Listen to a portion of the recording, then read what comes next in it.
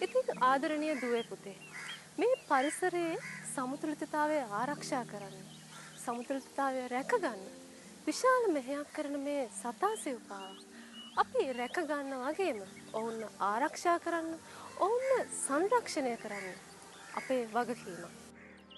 සමාජයේ අපිට සමහරක් වෙලාවට අහන්න දකින්න ලැබෙනවා. ඒ අහිංසක සතා සිව්පාවව දඩයම් කරන. ඔවුන්ව විවිධාකාරයේ පීඩාවන්ට පත් කරන. ඉතින් අපිට කලින් ශානිකානන්ද කිව්වා මේ සතා සිව්පාවව ආරක්ෂා කර ගැනීම අපේ වගකීම කියලා. නැන්ද? මේ දෙහිවල ජාතික සත්වෝද්‍යානය හදලා තියෙන්නේත් මේ කටයුත්ත වෙනුවෙන්මයි නේද? ඔව් ආදරණීය දුවේ පුතේ.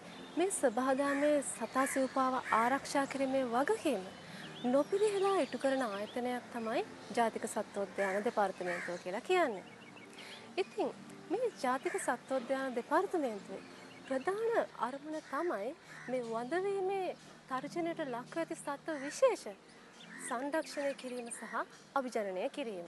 ඉතින් අපේ දූල පුතාලා අහලා තියෙනවද වඳවීමේ තර්ජනයට ලක් වෙලා තියෙන සත්ව විශේෂ ගැන? මම උදාහරණයක් කියන්නම්. ශ්‍රී ලංකාවේ වෙසෙන අලියා, ශ්‍රී ලංකාවේ වෙසෙන වලසා, ශ්‍රී ලංකාවේ දිවියා වගේ මේ සත්ව විශේෂ මේ වෙන විට වඳවීමේ තර්ජනයට ලක් වෙලා තියෙනවා. ඉතින් මේ පරිසරයේ තුල්‍යතාවය ආරක්ෂා කරන මේ සතුන් අපි ආරක්ෂා කිරීම වගේම ඕන්න සංරක්ෂණය කරන්න ඕනේ. ඉතින් දූල පුතාලට හිතෙන්න පුළුවන් මොකද්ද මේ සංරක්ෂණය කියන්නේ?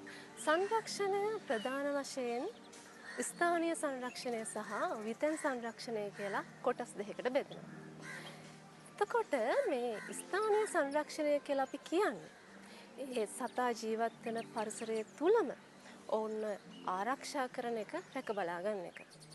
එතකොට විතෙන් සංරක්ෂණය කියන්නේ ඒ ස්වාභාවික පරිසරයෙන් ඔබට ගෙනල්ලා ඒ කියන්නේ අපි මේ දැන් ඉන්නවා වගේ මේ සත්වෝද්‍යානයක් තුල ඔවුන් ආරක්ෂා කිරීම රැක බලා ගැනීම වගේ කටයුත්තක් තමයි ඉතින් මේ විතෙන් සංරක්ෂණයේදී වෙන්නේ. එතකොට දූලට හිතෙන්න පුළුවන් පුතාලට හිතෙන්න පුළුවන් ඇයි ඉතින් මේ සතාවේ ස්වාභාවික පරිසරයේ තියන්නේ නැතුව මේ වගේ සත්වෝද්‍යානයකට ගේන්නේ කියලා. එහෙම හිතනවා නේද? ඒකට ප්‍රධාන හේතුවක් තමයි කැලෑ ගිනි තැබීම, උගුල් ඇටවීම, දඩයම් කිරීම වැනි මානව ක්‍රියාකාරකම් නිසා ඒ සතුන්ගේ වාසස්ථාන, ආහාර වගේම ඔවුන්ගේ ජීවිතයත් අහිමි වෙලා තියෙනවා. ඉතින් මේ කාරණයන් නිසාම තමයි මේ සතුන් ඒ ස්වාභාවික පරිසරයේ තියලා අපිට ආරක්ෂා කරන්න බැරි.